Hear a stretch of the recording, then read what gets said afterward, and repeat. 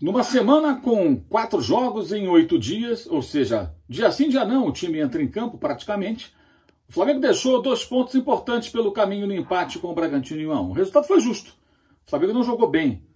Na terça-feira contra o Goiás fez um bom jogo, mas dessa vez, mais mexido ainda, o time ficou aquém e acabou parando na boa equipe treinada pelo Maurício Barbieri, ex-técnico do Flamengo. Aliás, o time do Bragantino tem potencial para mais do que ficar ali entre os últimos colocados do Campeonato Brasileiro, né? Em que pese até os desfalques importantes da Alejandro e principalmente Arthur, ainda fora de combate, os dois com lesões musculares. Você vê aqui do lado, enquanto a gente vai analisando a partida, os números do OneFootball, o aplicativo que você pode baixar acessando o link que está aqui embaixo na descrição desse vídeo. O OneFootball está de cara nova, você acessa o link, faz o download e pode verificar as estatísticas não só desse jogo Flamengo 1, Bragantino 1 no Maracanã, mas também estatísticas de vários campeonatos pelo mundo. Pois é, primeiro tempo não teve nenhuma chance clara. Zero, nenhuma chance clara. E o belíssimo gol marcado pelo Claudinho, logo com segundos de bola rolando na segunda etapa, deu a vantagem ao time do Red Bull Bragantino. Um erro ali, né, defensivo do Flamengo e tal, uma defesa muito mexida, time muito mexido, realmente um jogo coletivo ali não funcionou. E que jogo coletivo também de um time que nem se conhece direito, entre aspas, né, os jogadores que não estão tão entrosados e não treinam. Mas os méritos têm que ser dados também à bela jogada construída pelo time do interior paulista abrindo o placar. E depois disso o Flamengo martelou bastante, pressionou muito, chegou o gol com o Lincoln, jogando já de centroavante. Aliás, o Lincoln é um personagem curioso, né? O Domenech Torrent, na minha visão, percebendo a possibilidade de com uma vitória virar líder do campeonato, resolveu apostar um pouco mais em jogadores titulares nesse jogo. Imaginava inicialmente uma escalação ainda mais repleta de reservas. Por exemplo, Pedro ter começado. Na minha visão, o Pedro deveria ter sido poupado, no máximo ficar no banco para jogar alguns minutos numa final, buscando um eventual resultado. E acabou sendo titular jogando 45 minutos. Né? E o Lincoln jogou pelo lado esquerdo. Aí muita gente questionando, mas o Lincoln é centroavante, ele está fora de posição. Pois é, mas as 2 melhores atuações que ele teve, talvez as únicas boas atuações que teve nos últimos tempos, foram jogando com o Pedro e numa outra posição. Contra o Palmeiras, em São Paulo, e principalmente naquela vitória por 4-0 sobre o Independiente Del Valle pela Libertadores. Nos 2 jogos, ele estava ao lado do Pedro e até do Gabigol, no jogo contra o Del Valle, atuando como um atacante de lado, ali pelo flanco esquerdo. Dessa vez não jogou bem. Mas acho até que ele deveria ter começado com o Lincoln de centroavante, Vitinho de ponta esquerda, deixando o Pedro para uma eventualidade no segundo tempo, se o time não estivesse vencendo o jogo. Acabou usando o Pedro no primeiro tempo, nitidamente o Pedro mais desgastado, ele mal pegou na bola, não conseguiu ser tão participativo como em outros jogos, circulando, saindo da área, fazendo pivô, não, ele ficou meio isolado ali na partida, pegou pouco na bola enquanto esteve em campo.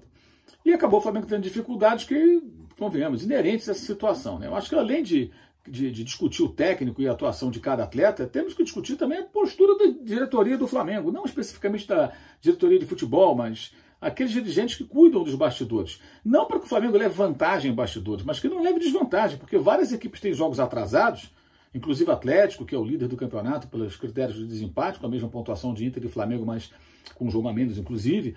Né? O São Paulo tem jogo atrasado, né? Vários times, o Palmeiras, o Vasco, vários times têm jogos atrasados, e esses times simplesmente não jogaram na semana de data FIFA. Será que na próxima data FIFA, em novembro, a CBF vai colocar jogos em terça, quinta, sábado, terça, quinta e domingo para algum clube? Vejamos se isso vai acontecer. Só o Flamengo teve jogo marcado para terça e quinta-feira nessa semana.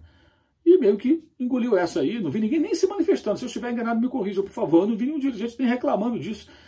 O que convenhamos, né? Ou trata todo mundo igual, ou então tem alguma coisa errada aí. Acho que esse é um ponto que o torcedor do Flamengo tem que ficar ligado. Não é uma reclamação de minha parte, não. É um alerta. Porque se discute muito o técnico, os jogadores, mas tem mais do que isso aí envolvido. Né? E não é bastidor para levar vantagem, é para não levar desvantagem. É sempre bom deixar isso bem claro. Bem, a semana é muito pesada, né? E ela continua. Domingo o Flamengo joga contra o Corinthians em São Paulo.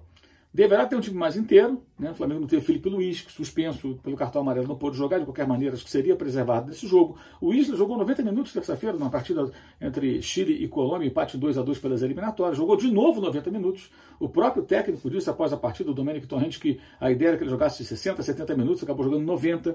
Thiago Maia, a mesma situação. O Arão estava nitidamente mais cansados, sem força. Jogadores voltando de Covid há pouco tempo, quer dizer, alguns talvez não tenham ainda readquirido a sua melhor forma física, porque no período de recuperação da doença, o cara não está treinando, não está se exercitando.